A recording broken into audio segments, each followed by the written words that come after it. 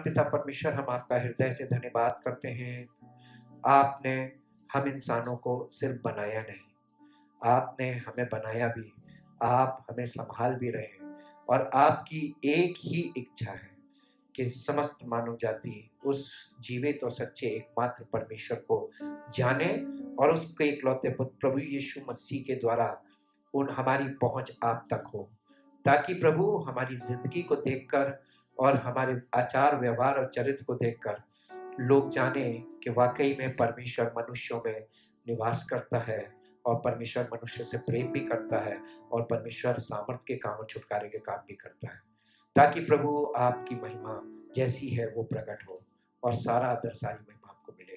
आपके पवित्र वचनों के लिए धन्यवाद करते हैं, पवित्र आत्मा के लिए जो वचनों को समझाता सिखाता है धन्यवाद करते हैं। चाहते हैं पिता परमेश्वर हमारे जीवन में पवित्र आत्मा हमेशा हमारी अगुवाई करे और हम हमेशा पवित्र आत्मा की अगुवाई में चले ताकि आपकी महिमा हो सके। धन्यवाद के साथ इस प्रार्थना को आपके इकलौते पुत्र प्रभु यीशु मसीह के नाम से मांगते हैं, आमीन। जय मसीह की। परमेश्वर का बहुत धन्यवाद हो क्योंकि परमेश्वर महान और अनुग्रहकारी है। आज मैं आपके सामने फिर से लाइफ का चौथा पार्ट लेकर आया हूं, बिगिनिंग ऑफ ह्यूमन रेस। ये मानव जीवन की जो श्रृंखला है ये शुरुआत होती है आदम से। Adam is the head of human race. लेकिन आदम के द्वारा जब ये शुरुआत हुई, जैसा कि हम परमेश्वर के वचन में देखते हैं, तो आदम जो था वो उसने परमेश्वर की आज्ञा का उल्लंघन किया और उल्लंघन करके वो परमेश्वर से सेपरेट हो गया, यानी स्पिरिचुअली डेड हो गया, फिजिकली वो अलाइव था। और परमेश्वर ने परमेश्वर के वचन में उत्पत्ति में 6 अध्याय और उसके 3 पद में आपको मिलेगा।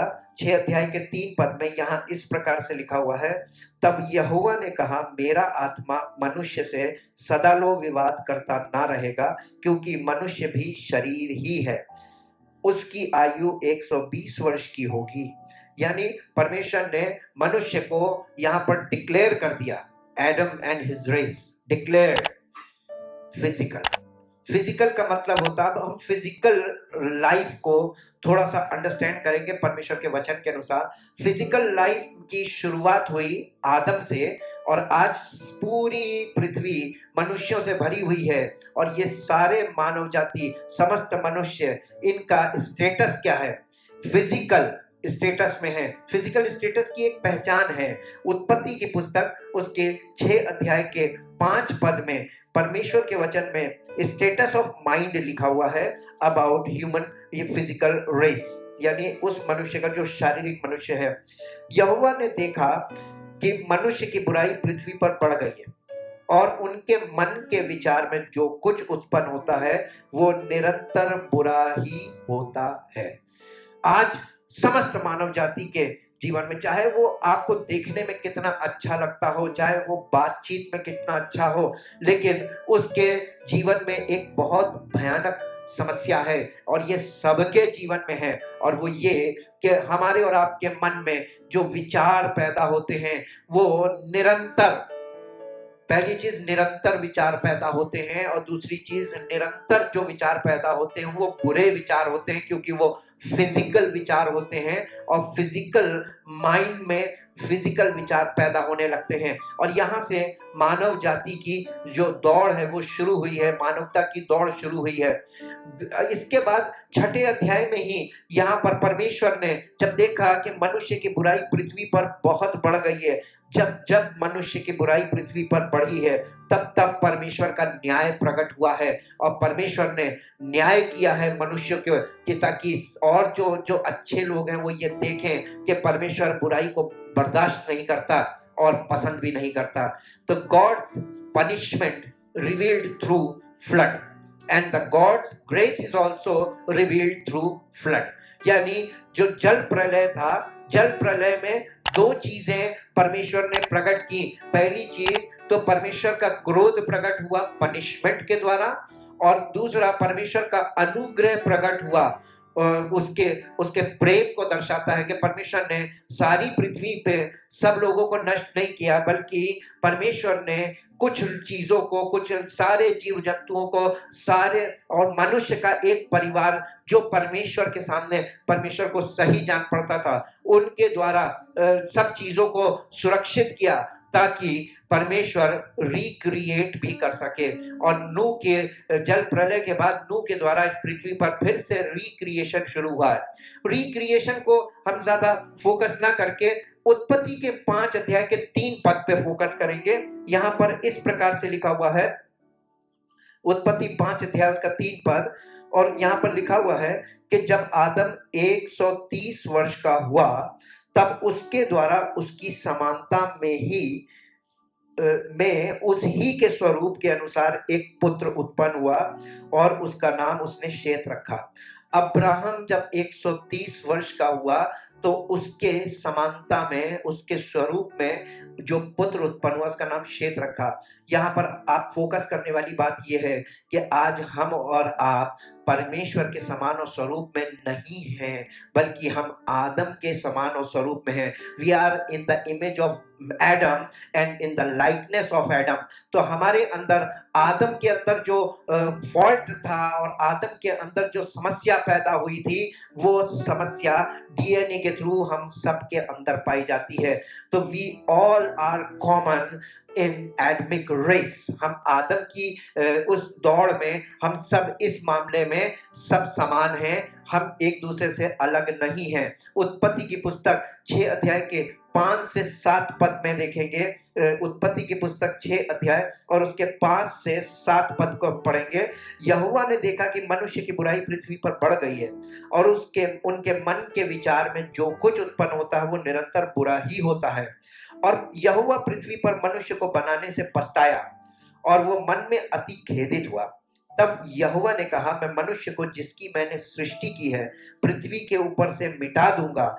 क्या मनुष्य, क्या पशु, क्या रेंगने वाले जंतु, क्या आकाश के पक्षी, सबको मिटा दूंगा, क्योंकि मैं उनके बनाने से पछताता हूं। परंतु यहोवा के अनुग्रह की दृष्टि नूह पर बनी रही। यहाँ पर मैंने एक चीज देखी कि परमेश्वर को गुस्सा आया मनुष्य की उस दशा को लेकर, जो उसकी शारीरिक दशा थी और जिसमें वो परमेश्वर से पृथक होकर और शारीरिक तौर पर वो सब कुछ करने लगा जिससे परमेश्वर नाराज होता है। और आज भी वही दशा बनी हुई है। इसके 6 अध्याय के 5 से 7 पद में गॉड्स एंगर रिवील्ड, और 6 अध्याय के 8 पद में गॉड्स ग्रेस रिवील्ड। परमेश्वर का अनुग्रह भी यहीं प्रकट हो रहा है और परमेश्वर का क्रोध भी प्रकट हो रहा है। परमेश्वर जब भी क्रोध करता है, परमेश्वर दो काम एक साथ करता है। एक तरफ वो क्रोध करता है और एक तरफ अनुग्रह करता है। क्रोध उन लोगों पर जो परमेश्वर के विरोध में होते हैं और अनुग्रह उन लोगों पर जो परमेश्वर की इच्छा में होते हैं। हमें और आपको यहाँ पर सीखने की जरूरत है। फिर से न्याय का, परमेश्वर का न्याय इस धरती पर प्रकट होने वाला है। परमेश्वर का क्रोध हमको दिखाई दे रहा है, सृष्टि के द्वारा परमेश्वर नाराज है। तो हमें और आपको सीखना और समझना है कि परमेश्वर सृष्टि से क्यों नाराज है। उत्पत्ति की पुस्तक उसके 7 अध्याय के 5 पद को पढ़ेंगे, क्यों परमेश्वर नूह पर अनुग्रह कर रहा है। तब यहोवा ने नूह से कहा, तू अपने सारे घराने समेत जहाज में जा, क्योंकि मैंने इस समय के लोगों में से केवल तुझी को अपनी दृष्टि में धर्मी पाया है। सब जाति के शुद्ध पशुओं में से तो तू 7 जोड़े अर्थात नर और मादा लेना, पर जो पशु शुद्ध नहीं है उनमें से 2 लेना अर्थात नर और मादा, और आकाश के पक्षियों में से भी 7 जोड़े लेना अर्थात नर और मादा। उनका वंश बचकर सारी पृथ्वी के ऊपर बना रहे, क्योंकि अब 7 दिन और बीतने पर मैं पृथ्वी पर 40 दिन और 40 रात तक जल बरसाता रहूंगा, और जितने प्राणी मैंने बनाए उन सबको भूमि पर से मिटा दूंगा। यहोवा की इस आज्ञा के अनुसार नूह ने किया। नूह पर अनुग्रह क्यों हुआ था? क्योंकि नूह परमेश्वर का आज्ञाकारी था। और आदम पर और आदम की सारी संतानों पर परमेश्वर का क्रोध क्यों था? क्योंकि आदम ने परमेश्वर की आज्ञा का उल्लंघन किया था। Wicked people are the fruit, means the proof, and wickedness is the root, यानी polluted minds। परमेश्वर ने जल प्रलय के द्वारा एक बात देखी कि मनुष्य को सब दुष्ट मनुष्यों को उसने पृथ्वी पर से मिटा दिया, लेकिन जिन्हें उसने बचाया था उसके बाद फिर से जब पुनरावृत्ति हुई, यानी फिर से रीजनरेशन हुआ, फिर से ये पृथ्वी पर अब हम और आप नूह के वंश में आ जाते हैं। और नूह के वंश में आने के बाद हमारे अंदर दो चीजें काम करती हैं। हम परमेश्वर को के प्रति भाव तो रखते हैं, लेकिन परमेश्वर के बारे में जानकारी ना होने के कारण हम धार्मिक और सांसारिक दोनों पद्धति में एक साथ चलते हैं, जिससे डिसबैलेंस होता है और हमारा जीवन परमेश्वर को प्रसन्न करने वाला नहीं होता है। Wicked people are the fruit, यानी जो दुष्ट लोग हैं वो इस बात का सबूत है कि उनके अंदर दुष्टता है। और दुष्टता वो जड़ है जो मनुष्यों के अंदर पाई जाती है। आप दुष्टों का नाश कर दीजिए, लेकिन दुष्टता पृथ्वी पर से नहीं मिटेगी, क्योंकि दुष्टता को आप मिटा नहीं सकते। आपको दुष्टता को मिटाने के लिए कुछ करना होगा। तब परमेश्वर ने इस विषय पर प्लानिंग करी, और वो प्लानिंग को हम आगे समझेंगे। अब यहां पर इसके बाद हम देखते हैं the human race physically start. और यहाँ पर इस बात को समझने के लिए पहला कुरिन्थियों 15 अध्याय उसके 45 से 49 पद में देखेंगे। पहला कुरिन्थियों उसका 15 अध्याय और उसके 45 पद से 49 पद तक। ऐसा ही लिखा भी है कि प्रथम मनुष्य अर्थात आदम जीवित प्राणी बना और अंतिम आदम जीवनदायक आत्मा बना। परंतु पहले आत्मिक ना था पर स्वाभाविक था, इसके बाद आत्मिक हुआ। प्रथम मनुष्य धरती से अर्थात मिट्टी का था, दूसरा मनुष्य स्वर्गीय है। जैसा वो मिट्टी का था वैसे ही वे भी हैं जो मिट्टी के, यानी हम और आप। और जैसा वो स्वर्गीय है यानी यीशु मसीह, वैसे ही वे भी हैं जो स्वर्गीय हैं। और जैसे हमने उसका रूप धारण किया जो मिट्टी का था, वैसे ही उस स्वर्गीय का रूप धारण भी करेंगे। परमेश्वर ने प्रभु यीशु मसीह के द्वारा हमको और आपको, पापियों का नाश करने यीशु मसीह नहीं आया था, यीशु मसीह पाप का नाश करने आया था। The root of wickedness is sin. एक पद देखेंगे, जब हम परमेश्वर रहित होते हैं या परमेश्वर की सही जानकारी, सटीक जानकारी जिसे हम सत्य कहते हैं, नहीं जानते, तो हमारा जीवन जो फिजिकल लाइफ है, physical life is just like a animal life. और इसे समझने के लिए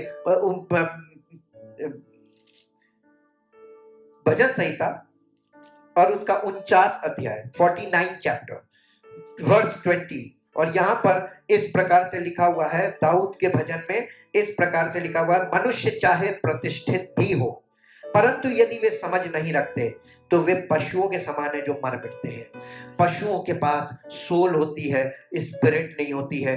मनुष्य के पास स्पिरिट होनी चाहिए जो फिजिकल मैन के पास नहीं होती है। शारीरिक मनुष्य के पास आत्मा नहीं है, और आत्मा केवल आत्मिक मनुष्य को ही परमेश्वर की ओर से मिलता है। यानी यूं कह लीजिए कि परमेश्वर के आत्मा के द्वारा ही वो आत्मिक बनता है, वरना हर मनुष्य शारीरिक मनुष्य हर शारीरिक मनुष्य प्राण है, प्राणी है। और इसीलिए संसार में प्राणी वर्ड यूज किया जाता है। प्राणी का मतलब सोल। सोल, हम हमारे अंदर प्राण है, वो सोल है। और जिस के अंदर, मनुष्य के अंदर भी प्राण है और जानवरों के अंदर भी प्राण है, और दोनों इस मामले में इक्वल हैं, और दोनों में प्राण है, इसलिए दोनों प्राणी में गिने जाते हैं। लेकिन जब परमेश्वर की ओर से हमें पवित्र आत्मा मिलती है तो हम मनुष्य की श्रेणी में आ जाते हैं। हमारे अंदर इंटेलिजेंस आ जाता है, हमारे अंदर समझ आ जाती है, और वो हमें पशुओं से डिवाइड करके अलग श्रेणी में खड़ा करती है। Like beast means animal. और इसके बाद सबोपदेशक की पुस्तक, सबोपदेशक की पुस्तक जो सबसे छोटी पुस्तक है, ये भी सुलेमान की लिखी हुई है। सबोपदेशक की पुस्तक के 3 अध्याय में आएंगे। सबोपदेशक उसका 3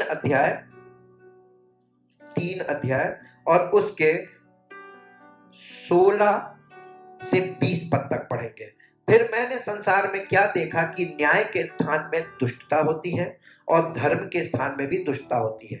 मैंने मन में कहा, परमेश्वर धर्मी और दुष्ट दोनों का न्याय करेगा, क्योंकि उसके यहाँ एक एक विषय और एक एक काम का समय है। मैंने मन में कहा, ये इसलिए होता है कि परमेश्वर मनुष्यों को जांचे कि वे देख सके, यानी मनुष्य देख सके कि वे पशु समान है। हम और आप, परमेश्वर चाहता है कि हम परमेश्वर को जाने, ताकि हमें यह पता चले कि हम पशु समान हैं, we are just like a beast, means we are animal. और इसके बाद यिर्मयाह नबी की पुस्तक, जब हमारे अंदर बुद्धि जो परमेश्वर की ओर से है, इंटेलिजेंस के बुद्धिमत्ता जिसको बोलते हैं, वो अगर होती तो हम आज वो ना कर रहे होते जो हम आज कर रहे हैं। यिर्मयाह नबी की पुस्तक उसके 15 यिर्मयाह नबी की पुस्तक उसका अध्याय मैं आपको बताता हूं। यिर्मयाह नबी की पुस्तक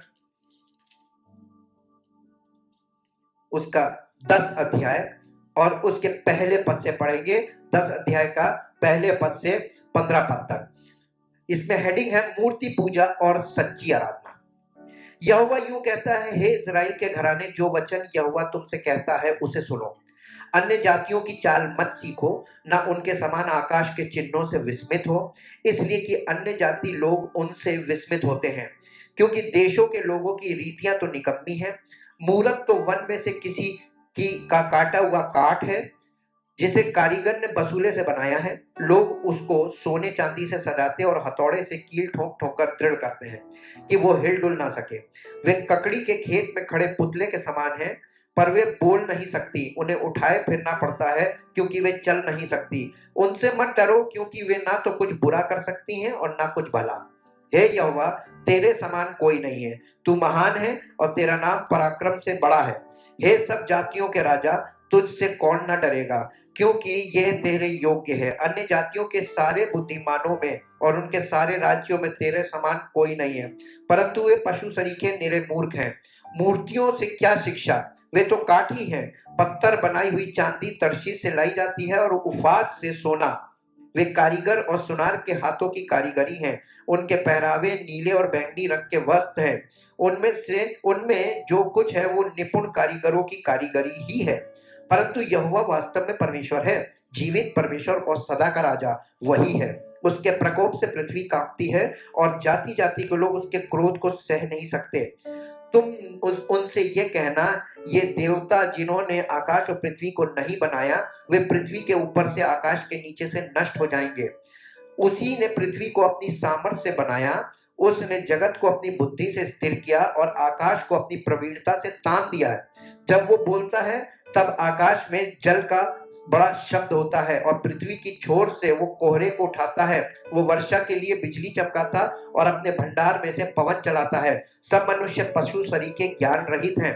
अपनी खोदी हुई मूर्तों के कारण सब सुनारों की आशा टूटती है, क्योंकि उनकी ढाली हुई मूर्तें झूठी हैं और उनमें सांस ही नहीं है।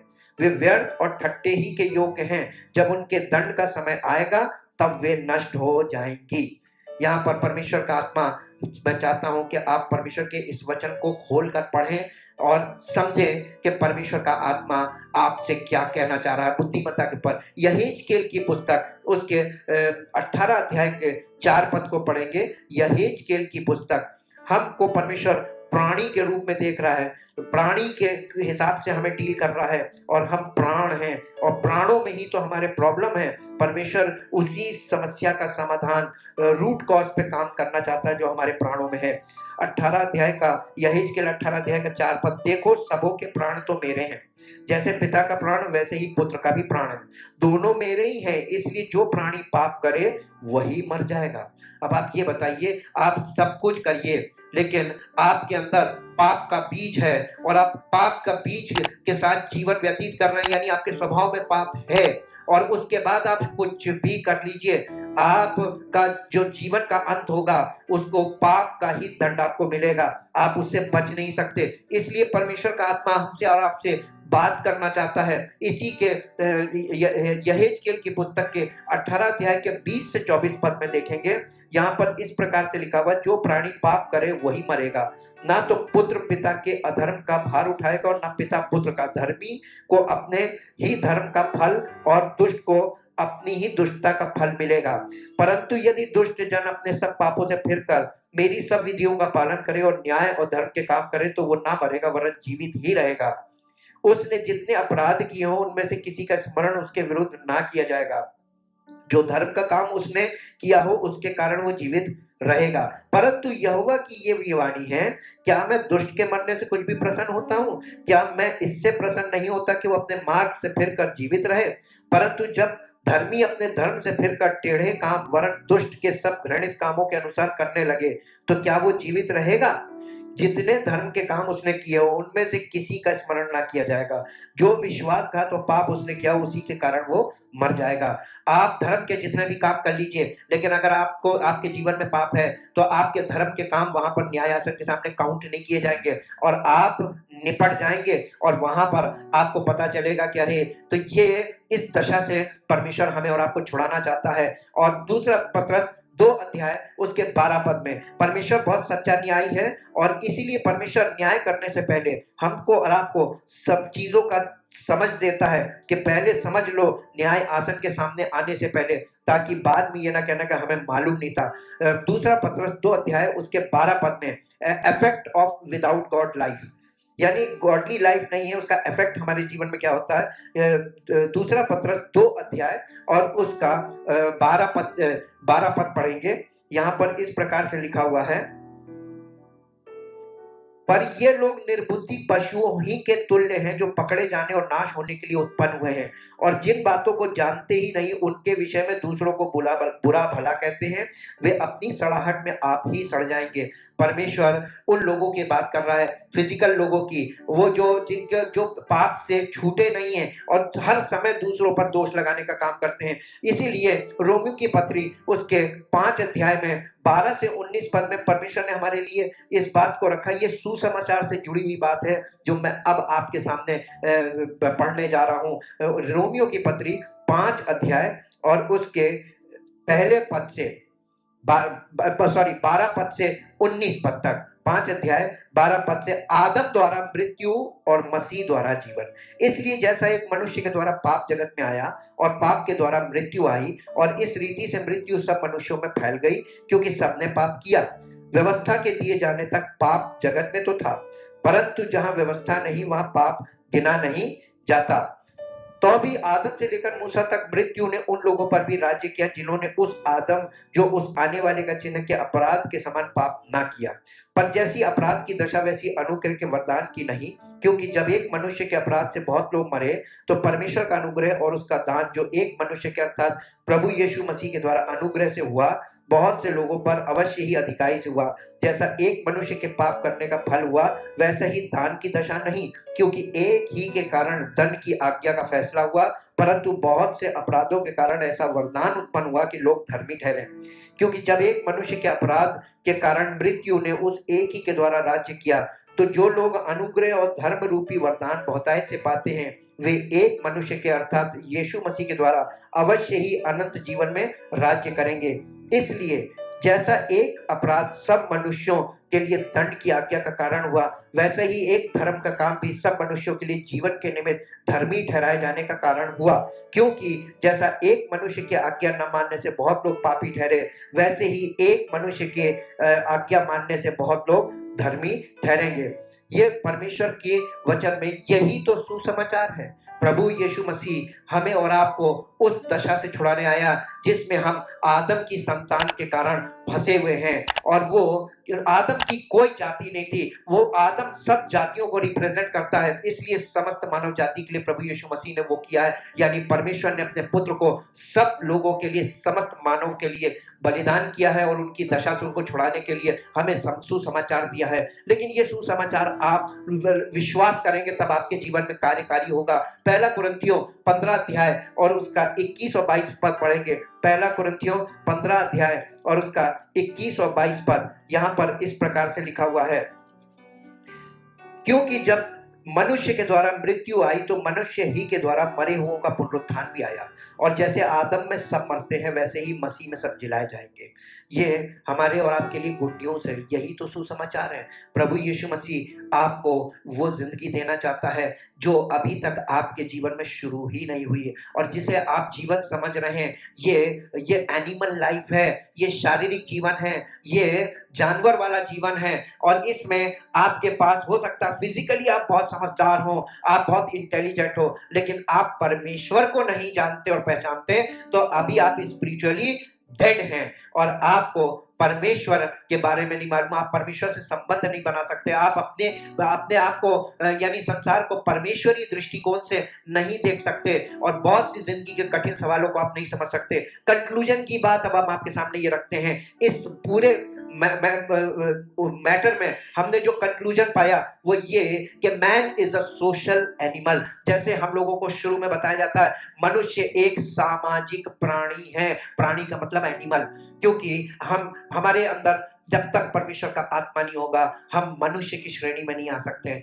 आपसे निवेदन है कि आप इन बातों को अध्ययन करके देखें, और परमेश्वर का आत्मा आपके हृदय में काम करेगा और आपसे बात करेगा, ताकि आपके जीवन में उसकी सामर्थ प्रकट हो और छुटकारा और आपकी महिमा हो। परमेश्वर का नाम आपके जीवन से महिमा पाए। परमेश्वर की तारीफ हो। परमपिता परमेश्वर, धन्यवाद करते हैं आपके पवित्र वचनों के लिए, धन्यवाद करते हैं पवित्र आत्मा के लिए। वो हमारी जिंदगी में हमें इस दशा से निकालकर जैसा जीवन आप देना चाहते हैं उसके लिए हमें तैयार करता, ताकि हम उस जिंदगी में आगे बढ़ें और हमारे जीवन से आपकी महिमा हो। ऐसा ही प्रभु सब सुनने वालों के जीवन में हो और आपकी सामर्थ प्रकट हो और आपका नाम महिमा पाए। यीशु मसीह के नाम से मांगते हैं, आमीन। जय मसीह की।